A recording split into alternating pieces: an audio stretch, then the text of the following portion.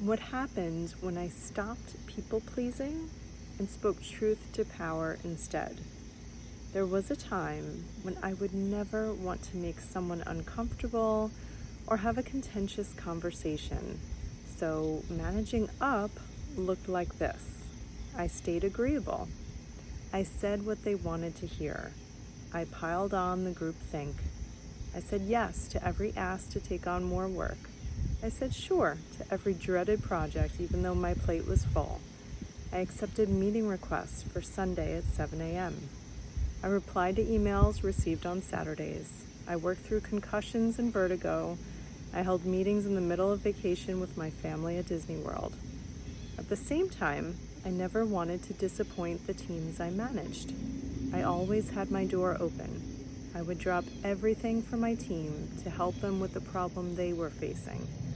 I heard their side of the story as the news. I empathized, I related, I reassured them, I kept them comfortable. All this people-pleasing meant I came last. After a day full of meetings with anyone and everyone who wanted my time with 0 breaks, instead of collapsing, I started on my own work at the end of the day. You can imagine what I was like by the time my work day ended and I turned to my own family. Unknowingly, I was underestimating my colleagues at work. It was a little few good men inspired, you can't handle the truth. With team members and business partners, I realized that my being vague or avoidance of constructive feedback or healthy challenge wasn't giving anyone the opportunity to improve their performance or the situation. Things may have seemed peaceful or smooth on the surface, but underneath, business suffered as a result and careers were stifled. Turns out, when it comes to managing people, managing horizontally with partners, and managing up, being clear is kind. Expressing what is working well, what is not, and sharing ideas and support for improvement is exactly what builds trust, commands respect, and creates better business outcomes. Sometimes that's saying no if it's not the best use of my time. Sometimes that's challenging a colleague with a different perspective and constructive feedback.